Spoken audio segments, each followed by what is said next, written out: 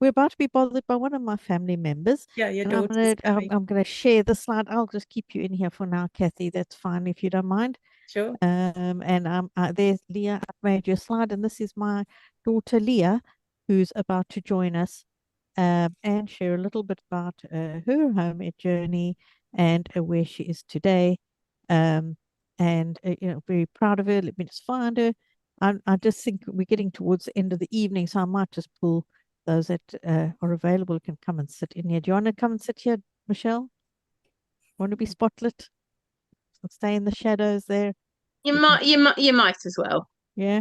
And I'll add Joe in here.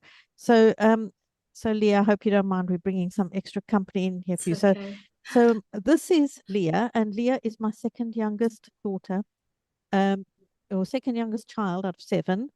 And she takes after me because my hair was once blue and now it's no. Okay. Um, anyway, and Leah is she's just flown the nest, but she's flown the nest the furthest of all of my children, and she's moved to Leeds this past week, which has been a really big deal for her. So Leah was home educated her entire life, except until she went to college. So Yeah, totally. let's hear a little bit from you, Leah, about your how what was your experience of being home educated? What were some highs and lows? What did, how did you think? Do you think it benefited you or whatever? Just go for it. Yeah. I have to make it sound very good considering it was you. um,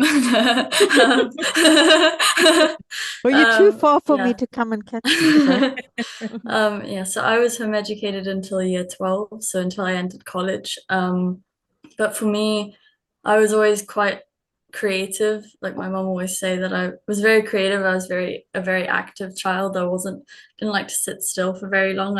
Unless I was drawing, I like to be out and doing things and playing by myself and having my own space. And didn't like routine very much. I like to be able to go and do my own thing when I wanted to go do it.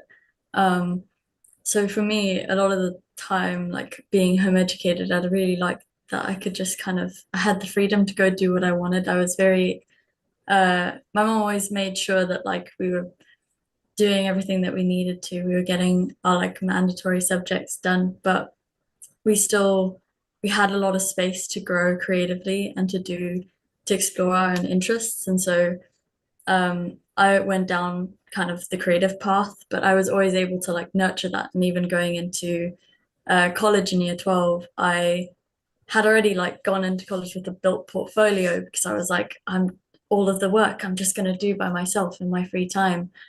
Um, and kind of was able to nurture like my love for animation and my love for just basically anything creative. I would get involved in pretty much everything that I could. So I was in art groups. I would do crafts with my friends. I would go play sports on a Wednesday with our home ed group, and uh, I never liked just doing one thing. I like couldn't just do like a really just do something like if I had had to just sit down and do my work, I would have gotten really bored. I had to like have like 20 interests at once. Um, and so it gave me a lot of freedom in that because I was able to always I was able to do that jumping. I was able to wear multiple hats and that. And I always struggled a lot with academics. I was really good at, I really enjoyed writing and reading, but I really struggled when it came to exams. Like exams weren't my thing whatsoever. Like if I was given the coursework or given essay work, I would um, often do pretty well on those. And I really enjoyed writing them. But the second that I had to do anything timed or anything with that much pressure, it caused me a lot of anxiety and it made it really difficult for me to like, especially if I was with lots of other people doing that. I really struggled to focus. And so when I came to doing my GCSEs, I think most of my results were like base passes and a little bit above. But the second I got into college and I was able to just apply myself to coursework where it was self-led, I think that's one of the things with home education. It gives you a lot of self-led skills. Like you learn to be able to lead yourself through things and also keep yourself motivated. because you're doing it for your own interest, not for you're not doing it because you're being told to. And because of that, when I got into college and into higher education, I really was able to apply myself into the work that I was doing. Yeah, and you did your course at college was digital and in what was it called? Graphic and digital design. Yeah. And then you went on to a university, um, which is a very Games much art a and creative animation arts, yeah, course. in Yeah. yeah. So she did games, art, and animation, and then she's got her first big girl job now in Leeds. Yes. Um, and I don't know if you want to So tell us a little bit about that. yeah. So I'm now I found on actually the day of my graduation that I had gotten a job in Leeds for ICMP, which is a music tech university. They have a really big campus in London and they're really well known across Europe. But they've got opening their first ever campus not in London, which they're opening up in Leeds alongside SAE, which is a creative arts university. Um, so it's quite a big project. We're getting a whole new building and all that. So I've been hired as a facilities assistant, which is basically like a campus support technician. So my job is to understand basically all of the tech that goes on. I work with like cameras, I work with audio equipment, with lighting equipment, all of that. We get to have a lot of fun and just set up all sorts of tech and play around and teach make sure the lecturers know how to use it. But we have a lot of fun with it's all basically creative and we're surrounded by creatives here in Leeds. Yeah, and she's had her big move this past week into her first Yeah. flat that she's She's sharing still with her smiling, roommate. so it's obviously working. Yeah, Yes. yeah. And it's just a big adventure at the moment.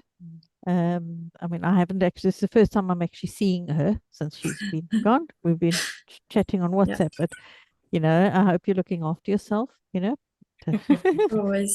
I'm making sure I'm eating very well despite the fact that everything is very expensive. Yeah. I'm ensuring that we are an ingredient household and not a snack household. We have I've already made sure we have many ingredients for baking and bread making when necessary. Well, those are the kind of good choices, a parent wants Mm. to see their children making when they're adulting. Um, Mm. and you know, uh, I think a lot of times people ask about, but what did you do about friends? I mean, the worst question I ever heard asked was, how did you manage without friends? This like assumption that you wouldn't have. Like, so how did you manage without friends, Leah? Um, You never did because you had I them. mean, I never did. No, I had friends from quite young as soon as we moved over to England. So we were always in home education communities. We were always trying to link up to other home educators.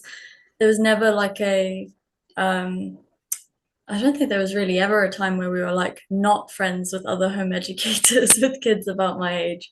And so we almost always had somebody, and I remember when we moved here, we made quite good friends with another family of home educators, and very quickly I linked myself to one of their sons, and was like, this is going to be my best friend. Well, And even in fact, we had that Leah, that yes, Joel. yeah, Leah So we had Bowden, Leah Bowden on earlier, and it was her son. yeah. So they were And very so we good were friends. quite good friends, and um, even even when my mom would run we had CHU, which was our Christian home educators in a Warwickshire group, and even with that um like we always had people coming in.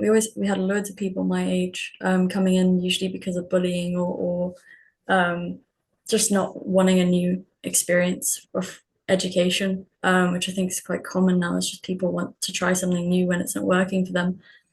So I think my mom leading it all, we were always on the welcome committee. We were very often the first to meet them and get to know them, and usually just try and make them feel welcome and make them feel accepted in that community. And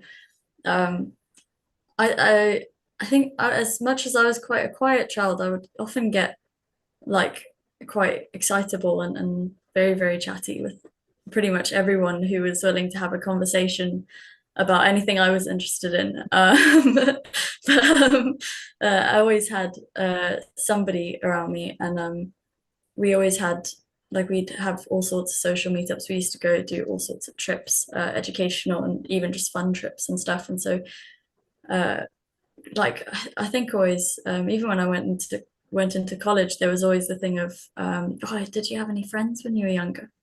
Or like, or they were like, oh, is this your first time talking to people your age? And it's like, did you really think there was nobody else? It was just us. And yeah, I mean, even when I got into college, I sometimes was like, do you know what? I think I sometimes understand why people want to be alone anyway. Yeah.